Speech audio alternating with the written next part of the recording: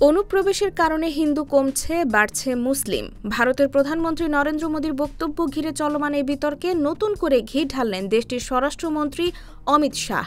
হিন্দু সংখ্যাগরিষ্ঠ দেশটিতে হঠাৎ মুসলিম জনসংখ্যা বৃদ্ধির নেপথ্যে পাকিস্তান ও বাংলাদেশের অনুপ্রবেশকেই দায়ী করলেন অমিত।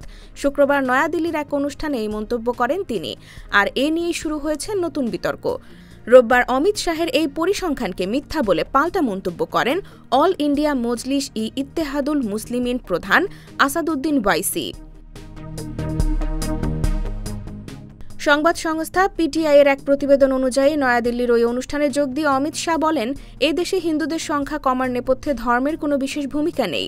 অন্যদিকে মুসলিম জনসংখ্যা বৃদ্ধির কারণ আবার মোটেই বাড়ন্ত জন্মহার নয়, বরং বিরাট সংখ্যায় অনুপ্রবেশ। এরপরেই একটি পরিসংখ্যান তুলে ধরেন তিনি। বলেন, দেশের মুসলিমদের সংখ্যা 24.6% বৃদ্ধি পেয়েছে। অন্যদিকে হিন্দু জনগণের সংখ্যা কমেছে 4.5%। এমন ভাববেন না যে দেশে ধর্ম নির্বিশেষে জন্মহার কমছে, বরং অত্যাধিক অনুপ্রবেশের কারণে এই পরিস্থিতি তৈরি হয়েছে। দেশভাগের পর পাকিস্তান দুদিকেই ধর্মের ভিত্তিতে দেশ গড়েছিল। এবার সেই বাংলাদেশ আর পাকিস্তান থেকে অনুপ্রবেশকারীরা এদেশে ঢুকে পড়ছে। সমস্যা যেমন রয়েছে, সমাধানও রয়েছে।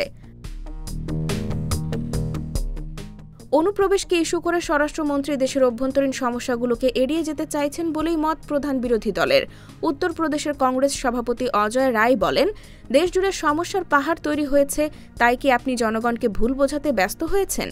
তবে অনুপ্রবেশ সম্পর্কে অমিত দর্শন আপাদমস্তক মিথ্যা বলে মন্তব্য করেন অল ইন্ডিয়া মজলিস-ই-ইত্তেহাদুল মুসলিমিনের প্রধান আসাদুদ্দিন ওয়াইসি।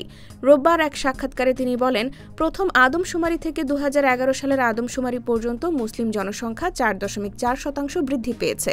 এরপর অমিত শাহকে কটাক্ষ করে তিনি বলেছেন, তার গণিত দুর্বল। ওয়াইসি বলেন, অমিত শাহ জনসংখ্যা নিয়ে বিবৃতি দিয়েছেন, তিনি মিথ্যার পর মিথ্যা বলছেন। যদি কোথাও 10 জন মানুষ থাকে এবং 10 জন বৃদ্ধি পায়, তাহলে এটি 100% বৃদ্ধির মতো দেখাবে। আমি জানি না অমিত শাহের গণিত এত দুর্বল কিনা। IBTV USA, new York.